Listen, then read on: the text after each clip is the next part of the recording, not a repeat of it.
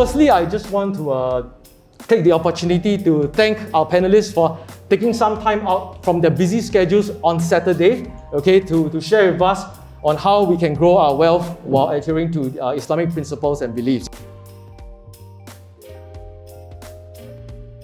The goals were definitely different before 2014. Why 2014 was because that was the year that my life changed. I got married.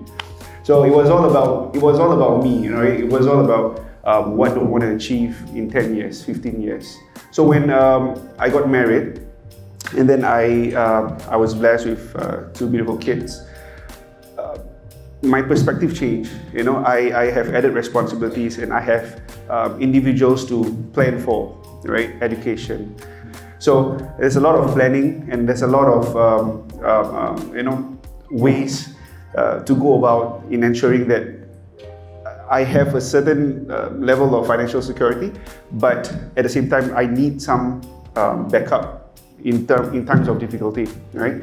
It's always a constant battle to find packages or to find products which are very compliant to our values and religious beliefs. Yeah, so I can see the progress that it has made over the years, and I'm very thankful that there are a lot of packages now that's in compliance with our beliefs. Yeah. I would say the common challenges that my clients always face is inflation. And it's a very real thing, and I believe that now we have seen it growing at a rate that we have never seen before. Another challenge that my clients are actually facing is actually something to do with post-pandemic. Yeah, so I think people have a long-term mindset shift about how they use their money or handle their money. So that is being brought about because of concerns about job security, and as well as there's a maybe possibility of any recession that's going to come in. Yeah, so these are very real things, and they probably also feel that through this pandemic, after some thinking, they realize life stages, right, will also impact the way they handle their monies. The key here is we are looking at money is shrinking, and it also means, right, your standard of living is also shrinking. Yeah, so and that being said, right, a lot of us, right, we will go and find like side hustles to grow our money. Yeah, and one way to do is actually via investment that is being mentioned today, and is the topic of today. Yeah, so well, you learn to invest yourself is not easy. Yeah, because end of the day, there are a lot of things in play that might make bad decision for yourself, including emotions when you see the market movement. So one solution that I will suggest is actually you can actually get something like an ILP, which is investment-linked policies. Yeah, so but because investment policies are a fantastic way of helping yourself because they are actually managed by professionals. And also, right, you have a trusted consultant that will be there to help you to select the right ones for you, depending on your risk profile, and also to help you to understand what you're actually investing in. Now, for our Muslim friends over here, right, today Sharia funds are widely available as well, and it is very hassle-free. So typically, I would advise my client to set aside at least 10 to 20%, which is not uncommon, to do financial planning for long term. Yeah, but while you're doing that, right, the basic security you should have is at least to have a 3 to 6 months of basic liquidity of your expenses. That is in case when there's any disruption to your income. And also, right, I will also suggest that have a short-term saving goal, like something that you might need to use in the next 3 years, that being parked aside as well.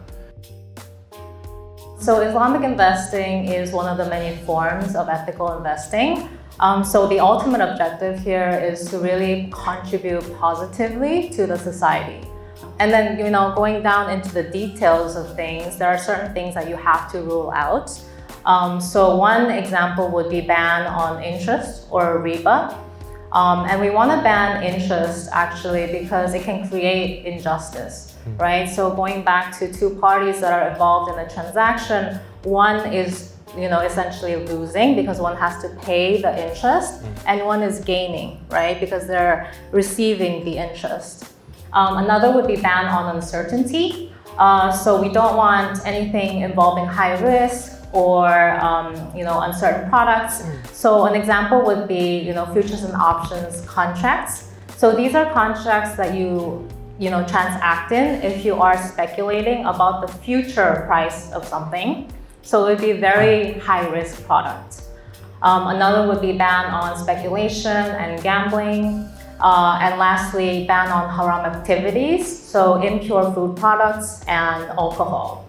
But the key thing to really note is that when you are making a Sharia investment, you have to really ensure that all of the strict criteria is cleared before it can be labeled as Sharia compliant.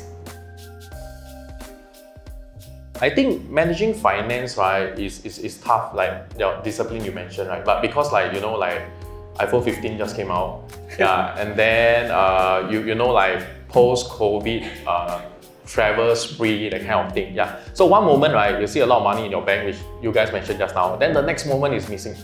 Yeah, I think to keep yourself disciplined, right, is to understand that what is your long and far view of your investment strategy. And I think very important that you should be working with a consultant. Yeah, that consultant will be able to regularly keep converse with you to remind you what's your goal. Yeah, and long term keeps you in that disciplined way. And at the same time, right, create a structure with the consultant with good financial planning tools as well as system.